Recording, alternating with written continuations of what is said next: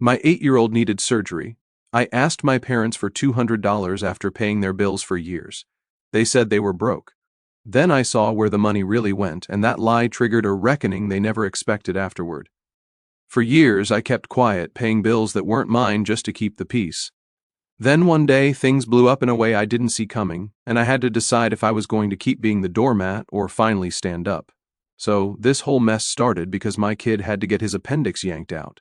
Out of nowhere, he's doubled over on the couch, sweating, clutching his side, and we're rushing him to the ER at 2 o'clock in the morning. The kind of panic where your brain is moving faster than your body. He's 10. I'd been through stitches and fevers before, but nothing like that. They did the scans, told us it was appendix, and within a few hours he's on a gurney being wheeled away. Scariest damn thing I've ever seen. The hospital part went okay. He came out groggy but fine, which was the only thing I cared about in that moment. But then comes the bill because, of course, it does. Insurance covered most of it, but I was short a couple $100 on the balance. And that month, it was already tight as hell. Not because I'm reckless with money, but because I was carrying double loads every month. My family's bills and then my parents' bills. See, for the last few years, I'd been paying their rent, $950 a month, every single month, plus groceries here and there, random emergencies, you name it. They never asked in some dramatic way. It just started after they fell behind once. And like an idiot, I stepped in. After that, it just became my problem permanently. So, between my own mortgage, utilities, kids' stuff, and then covering them, that month, I was already stretched like a rubber band.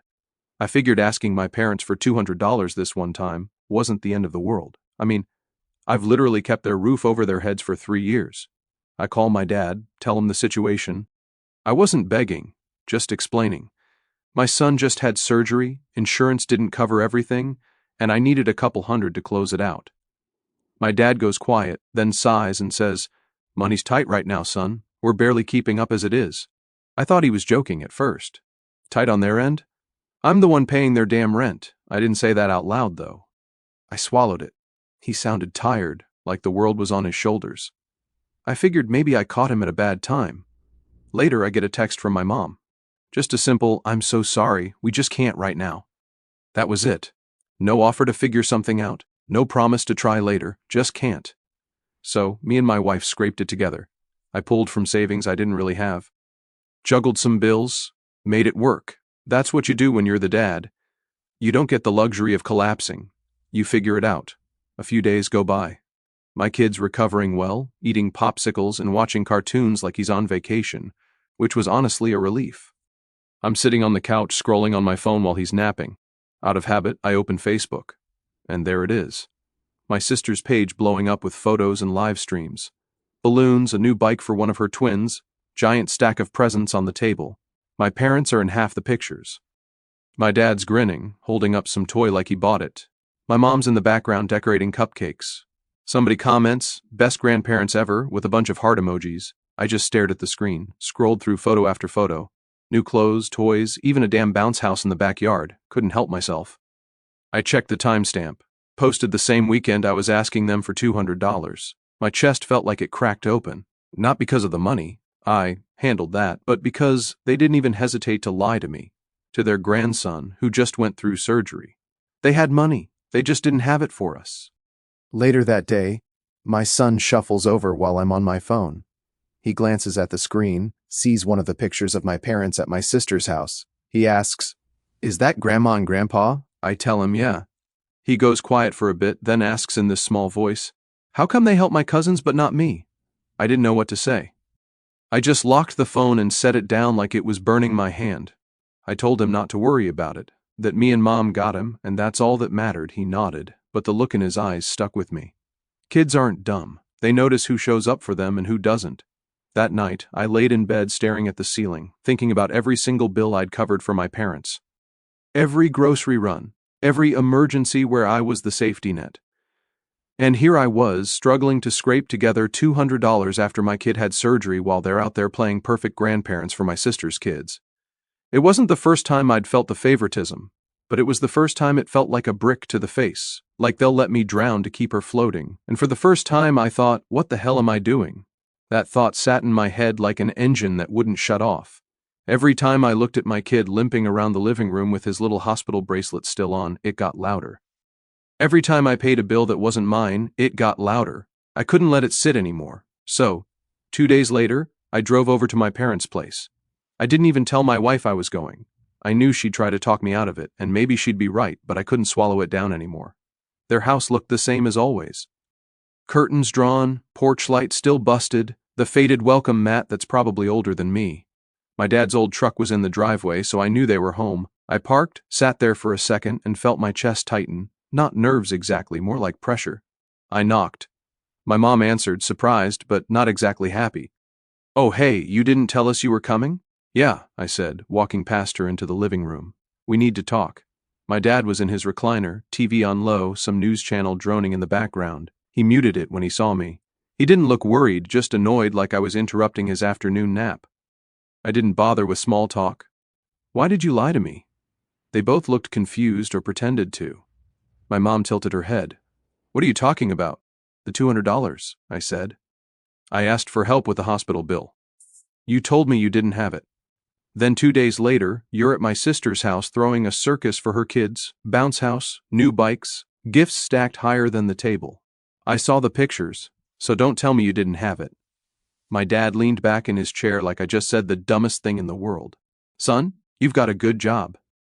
You make more than enough to cover your kids' bills." "That's not the point," I snapped. "I was short that month because I've been paying your bills for years, $950 every month on top of everything else. And the one time I ask for help, you say no, but then go blow money on the twins. How the hell is that fair?" He rubbed his jaw and smirked. "Why should we help when you can afford it? You've always figured things out. You always land on your feet." I felt my blood pressure spike. "So, because I can handle it, you don't have to. That's your logic?" My mom crossed her arms and jumped in. "Just because you've been paying our bills doesn't mean we're entitled to always help you. Family isn't about keeping score." I laughed, but it wasn't a funny kind of laugh, more like disbelief, not about keeping score. "Do you even hear yourselves? You've been taking from me non-stop, rent, groceries, car repairs, emergency dental work for Dad, and not once did I complain. Not once did I throw it in your face. And the first time I need a little help, you couldn't even be bothered." My dad sat forward, jabbing his finger at me. "Don't twist this around. We've made sacrifices too. We raised you. We kept a roof over your head. That wasn't free. You act like you owe us nothing. That was your job," I shot back. "I didn't ask to be born. Raising me was your responsibility, not some debt I'm supposed to repay until I die." My mom shook her head, her face tightening. "You've always been so ungrateful. Your sister appreciates things. She needs more help. She's not as stable as you. That's why we step in more with her. We're just balancing things out." That right there was the nail in the coffin. Balancing things out. Like me being responsible was some kind of punishment. Like being reliable meant I deserved less. "So let me get this straight," I said slowly, making sure they heard every word. "Because I've been stable, because I never asked for much, you decided it was fine to take from me and give to her. You call that balancing? I call that favoritism." Neither of them spoke. My dad just shifted in his chair, looking anywhere but at me. My mom busied herself straightening a pile of magazines on the coffee table like she hadn't heard a word. I stood up. "You know what? Keep your excuses. I'm done covering for you. Rent, groceries, all of it. It stops now. If you can afford bounce houses and cupcakes for her kids, you can figure out your own bills." My mom's mouth dropped open. "You can't just cut us off like that. We're your parents." "Yes, I can," I said. And I just did. My dad glared at me, his jaw tightening. "You're making a mistake. Family doesn't walk away over something this petty." "Petty?" I said. "My son had surgery. He was lying in a hospital bed, and you told me you couldn't help. Then turned around and threw a party like it was nothing. That's not petty, that's who you are." For a second, the room was dead quiet except for the ticking of the old wall clock. Then my mom muttered, "One day you'll regret this." I didn't bother answering. I walked out, slammed the door harder than I meant to, and got in my car. My hands were shaking, but not from fear, from clarity. For the first time in years, I knew exactly where I stood, and it wasn't with them. I drove home that day with my hands gripping the wheel so tight my knuckles hurt. The whole drive, my brain kept replaying my dad's voice. "Why should we help when you can afford it?" Like the words were on a loop. I'd always known they treated me differently than my sister, but hearing it spelled out that way, that they felt entitled to everything I provided but owed me nothing, it hit different. By the time I got home, I'd already made up my mind. No more half measures. No more waiting for them to change. I sat down at the kitchen table, opened my laptop, and pulled up the email thread with their landlord. For 3 years, like clockwork, I'd been sending him $950 on the first of the month, sometimes earlier if payday landed right. My parents never once talked to him because I was basically their tenant by proxy. I clicked compose and typed, subject rent payments. From this month forward, please consider my previous contributions ended. Any future rent matters should be discussed directly with the tenants, my parents. I will not be responsible for this lease going forward. I attached the last receipt for good measure. No explanation, no drama, just facts. I hit send, closed the laptop, and sat there staring at the wall for a while. My wife walked in. "What did you do?" she asked, like she could see it on my face. "I pulled the plug," I said. She didn't ask what that meant. She just nodded. We'd been having silent conversations like that for years. Her eyes saying, "Why do you keep doing this?" And mine saying, "Because they're my parents." But this time, for once, she didn't look disappointed. She looked relieved. I thought that would be the end of it. But people like my parents don't go quietly. The next morning, I was in the shower when I heard banging. Not a knock, banging, relentless, sharp, like someone was trying to break the door down with their fist. I froze for a second, then turned off the water. My wife's voice carried down the hall. They'd been at it for 15 minutes. I stepped into the living room. Sure enough, my phone on the counter was lit up with missed calls. Dad, Mom, even my sister. Back when we first moved in, I'd given my parents an emergency spare key, figuring it'd only ever be used if we locked ourselves out. I'd forgotten all about it until that moment. The lock rattled, metal scraping, and my stomach flipped. They were actually trying it. I sprinted to the door just as the bolt twisted. The chain lock caught it, jerking the door against the frame with a loud thunk. "Open the door, son," my dad barked. His voice wasn't pleading, it was commanding, like I was 15 again and late for curfew. "Don't even try it," I shot back through the crack. There was a pause, then my mom's voice, softer, syrupy. "Honey, we just want to talk. We don't know what's going on. You can't just cut us out like this." My wife appeared beside me, arms crossed, jaw clenched. She didn't say anything, just stood there like a wall between me and them. I flipped the chain and cracked the door just enough to see their faces.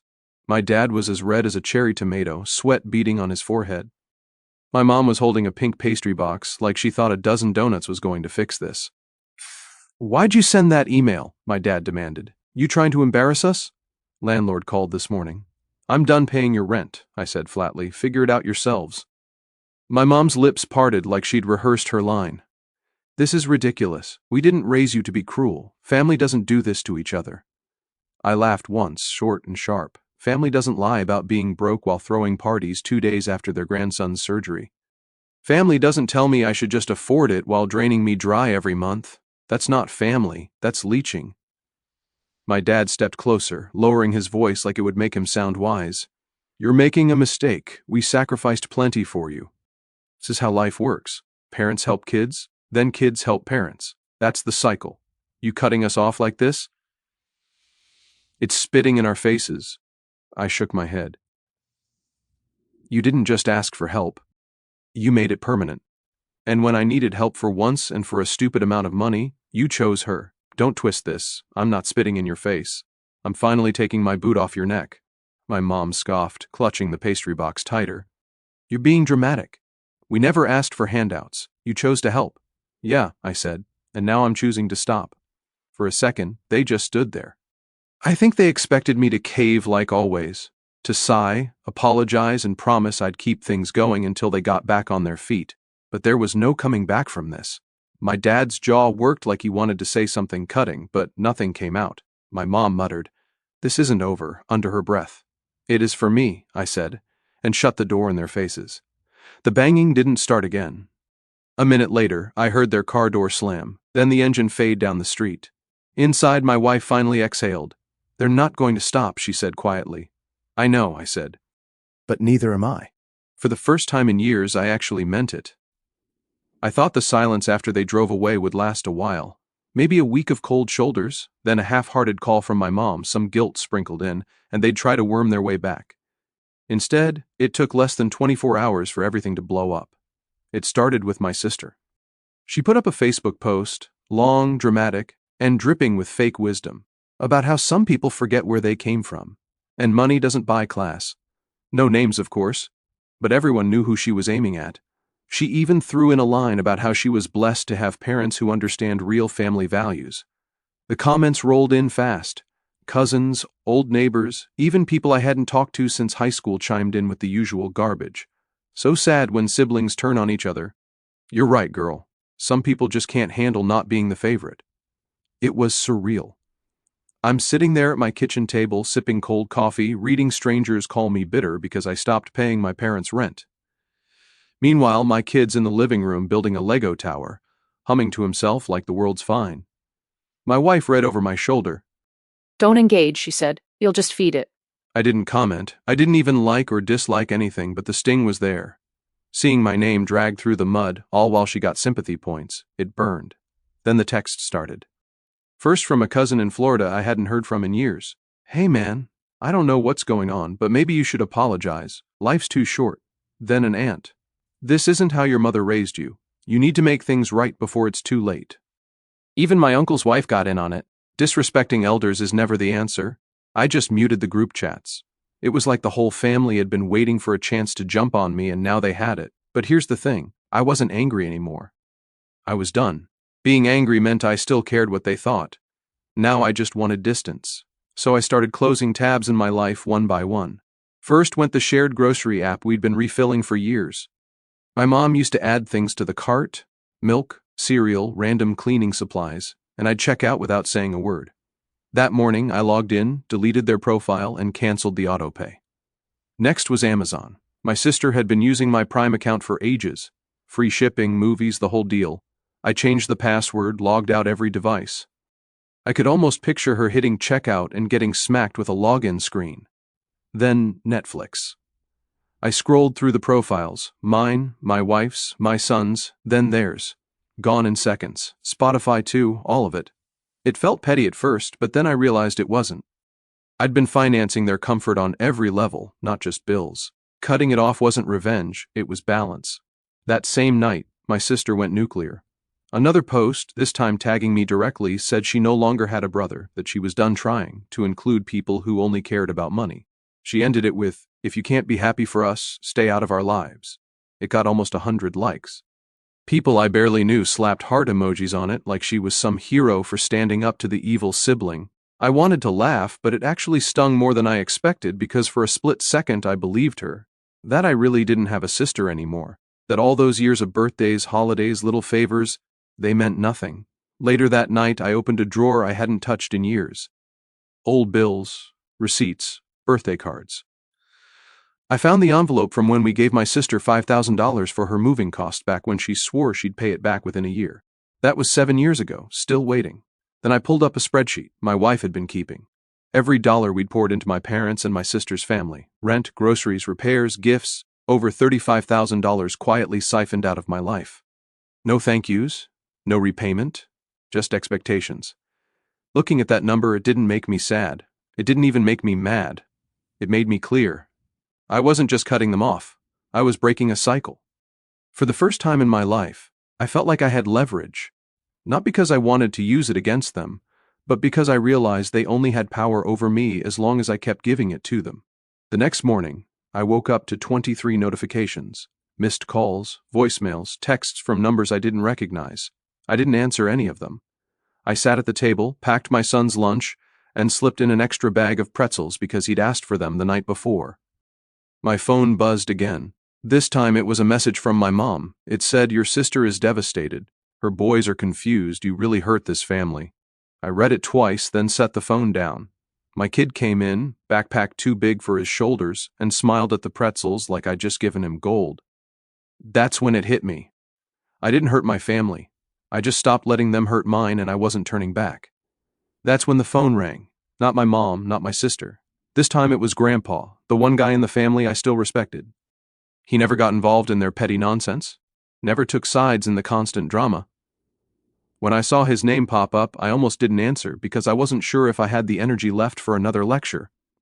But something told me I should. "Hey, son," he said, his voice low and steady like always. "We need to talk. Come by the house tomorrow. No explanation, no details, just that." I told my wife later, and she raised an eyebrow. "You think he's trying to make peace?" "Maybe," I said. "He's old school. He doesn't like this kind of family mess. Maybe he wants us to sit down and fix it." So the next day, I drove over to his place. He lives in the same house he's had for decades. Small brick place with the same creaky porch swing I used to sit on as a kid. For a second standing there, I felt like maybe this was the moment everything turned around. I knocked and he called out, "It's open." Inside, he was already sitting in his armchair, TV muted, a glass of water on the side table. He didn't look happy to see me, no smile, no warmth, just serious eyes. "Sit down," he said. I sat across from him. The silence stretched. Then he leaned forward, elbows on his knees. "Your parents told me everything," he said. Something in my stomach twisted. "Everything about what?" He cleared his throat. "About how you've been stealing from them. How you've been draining them dry for years, taking their money and then abandoning them when they needed you most." It felt like the air got sucked out of the room. I blinked at him, sure I'd misheard. "Stealing?" "That's what they told me," he said firmly. "That you've been dipping into their accounts, taking money for yourself, and when they confronted you, you cut them off. That's why I called you here. A man who steals from his own parents. I can't respect that." I couldn't believe what I was hearing. They didn't just twist the story. They flipped it upside down and dumped it on my head. "You can't be serious," I said slowly. "You actually believe that?" He didn't flinch. "I raised your father better than this. If he tells me you've been stealing from them, I have to take that seriously. And because of this, I've decided to cut you out of the will. A thief doesn't deserve a share of this family's legacy." I sat there stunned. It wasn't about the money. I don't care about whatever he leaves behind. It was about hearing my own parents drag my name through the mud to the one man who thought I was solid, the one person who'd always treated me like I had sense. I could have exploded right there, yelled, stormed out, cursed them all. But I didn't. I sat back, pulled my phone from my pocket, and opened my files. "Let me show you something," I said, my voice steady. He frowned. "What is this?" I handed him the phone. "Receipts, bank transfers, every single rent check I've sent to their landlord for the last 3 years. $950 month after month, grocery app history, car repair bills, even the Christmas where I covered gifts for the twins. You want to know who's been draining who? Here's the truth." He started scrolling. His eyes narrowed, moving line by line. Payment confirmations, email chains, screenshots of statements. My wife had been meticulous in keeping records, and now it was paying off. After a few minutes, he stopped. His face had changed. Less anger, more shock. "You paid all this?" he asked quietly. "Every dime," I said. Not once did I ask for thanks. Not once did I throw it in their faces. And the one time I asked for $200 to help with my son's hospital bill, they told me money was too tight. Then they went and threw a party for my sister's kids. That's what really happened. He set the phone down on the table slowly. The room was dead silent except for the old wall clock ticking. "They told me you were stealing," he said again, softer this time. I leaned forward. "No, Grandpa, I wasn't stealing. I was keeping them afloat, and they repaid me by calling me a thief." For the first time since I'd walked in, he didn't look so sure of himself. He rubbed his forehead, staring at the phone like it had betrayed him. "I don't care about the will," I said, standing. "Keep it. Burn it. Give it all to her. I don't care. But don't you ever call me a thief again. I've spent years being the only one responsible in this family. And if that makes me the villain in their story, so be it. But at least I know the truth." I walked toward the door. My legs felt heavy, but my chest felt lighter than it had in weeks. I figured that was the end of it. Grandpa had seen the receipts. I'd said my piece, and I didn't care if he believed me or not.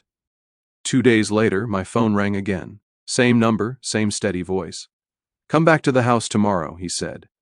My stomach tightened. This wasn't how he usually operated. He wasn't a family meeting guy. If he wanted to talk, he talked. If he wanted to scold, he scolded. So this felt different. When I told my wife, she gave me that look, the one that asked without words if I was really going to walk into the lion's den again. "What if it's a trap?" she asked. "Then it's a trap," I said. "But at least I'll know." The next day I pulled into Grandpa's driveway and saw my parents' car already there. My sister's too. Great. Full circus. Inside, they were already sitting on the couch, whispering to each other with smug little grins, like they were waiting for the show to start. My mom looked at me like she'd already won. My dad just smirked. My sister didn't bother hiding her satisfaction. Grandpa was in his chair, same as before, but this time there was a folder sitting on the table in front of him, a fat one. He waited until I sat down, then looked around the room. "You all wanted to play games," he said, voice sharp. "So, let's play." My mom straightened up, ready for him to lay into me. My dad folded his arms like a judge about to pass sentence. My sister leaned forward, practically vibrating with anticipation. Grandpa opened the folder and pulled out a stack of papers. He dropped them on the table with a thud. "These," he said, "are your son's receipts." The room went dead silent. He flipped one toward my dad. "Rent payments." Month after month. He slid another toward my mom. Grocery bills. Another toward my sister. Car repairs, birthday gifts, all of it for years. Their faces changed in real time. Smug to confused to pale. My dad tried to laugh it off. "That doesn't prove anything. He could have faked those." Grandpa snapped his head up. "Faked? I called the landlord myself. He confirmed it. Every check came from your boy here. Not from you, from him." My mom opened her mouth, but he cut her off before she could make a sound. "And you had the gall to tell me he was stealing from you. You lied to my face, lied about your own son." My sister jumped in then, voice high and desperate. "He's manipulating you. You don't know the full story. He probably twisted it." Grandpa's palm slammed against the table so hard the glasses rattled. "Enough. I'm not blind and I'm not senile. You've been bleeding him dry while running around telling anyone who listened that he's the problem. I've had it." Then he dropped the real bomb. "I've been helping you too," he said, glaring at my parents, "loaning you money, paying off little debts here and there, quietly because I thought maybe you just needed a hand. But I see now it wasn't help, it was enabling, and it ends today." The color drained from my mom's face. My dad leaned forward, trying to salvage control. "Dad, you can't just cut us off like that. We're family. You've got the money. It's not hurting you." Grandpa stood slow but steady. "No. What hurts is seeing my own son raise leeches instead of a family." "You've lied. You've taken advantage and you've made me ashamed." Then he looked straight at me. "From this day forward, your shares in my will, they're his." He pointed right at me. "Every dollar that was supposed to go to you, every piece of property, you won't see a dime. And I'll be calling my lawyer in the morning to make it official. It goes to the only one in this room who's proven he deserves it." The silence after that was deafening. My sister's mouth fell open. My mom whispered, "You can't be serious." "I've never been more serious," Grandpa said. That's when the meltdown started. My sister shot up off the couch, pointing at me. "You did this. You manipulated him. You showed him your little fake files and tricked him into turning on us. You're disgusting." I stayed quiet. I didn't need to defend myself anymore. My dad's voice shook with anger. "After everything we've done for you, Dad, you're going to throw us away for him? For the ungrateful one?" Grandpa barked out a laugh. "Ungrateful? He's the only one who's given without taking. The only one who didn't come crawling to me with his hand out. You call that ungrateful? I call it backbone."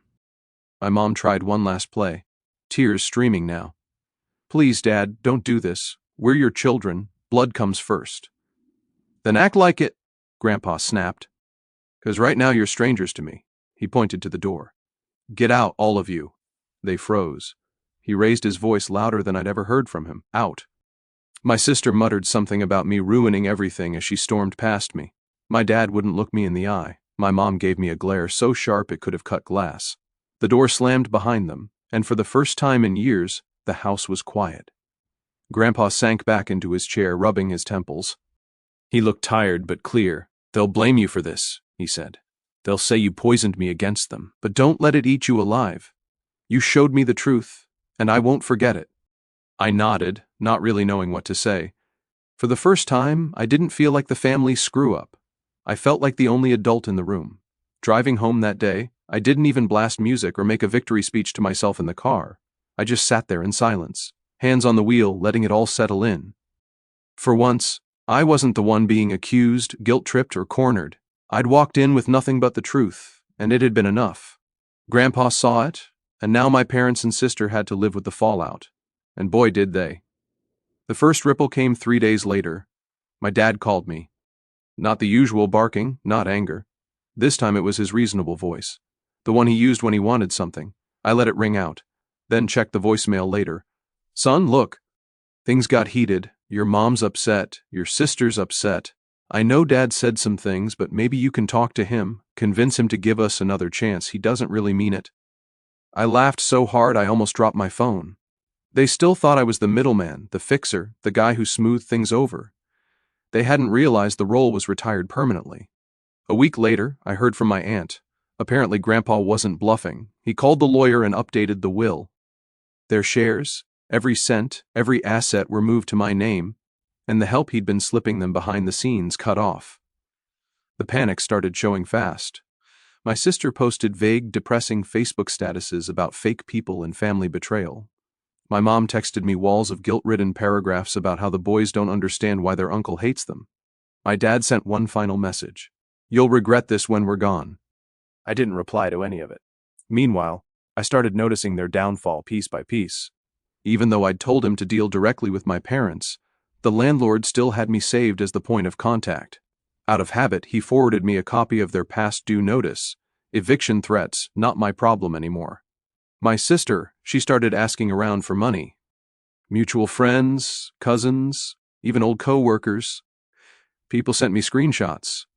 Hey, do you think I could borrow $500 until payday? Always the same promise, I'll pay you back soon, but everyone who knew her knew that meant never. That was when it finally hit me. I didn't need to fight anymore. The war was over. They were spiraling all on their own. At home, life felt lighter. My son was back to his normal self, healed up from his surgery, running around the yard with his friends. My wife smiled more, laughed easier, like the tension we'd been living under for years had finally lifted. One Saturday, while my son was building a Lego spaceship on the living room rug, he looked up and asked, Are Grandma and Grandpa still mad at you? I thought about lying, softening it, but then I realized he deserved the truth. Yeah, I said, they are, but that's their problem, not ours. He nodded like he got it, then went back to his Legos. Simple as that. A month after the will was changed, my sister tried calling me directly. I didn't answer. She left a voicemail, her voice cracking between rage and desperation.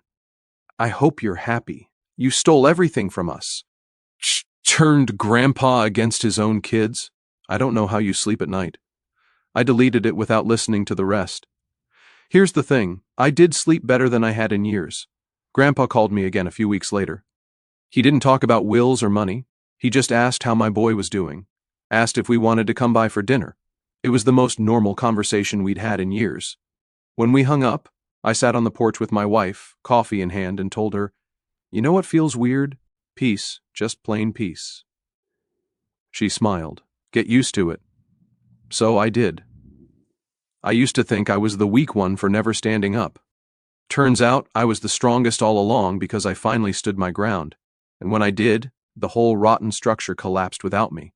And honestly, watching it fall, knowing I didn't have to lift a finger, that was better than any revenge I could have planned.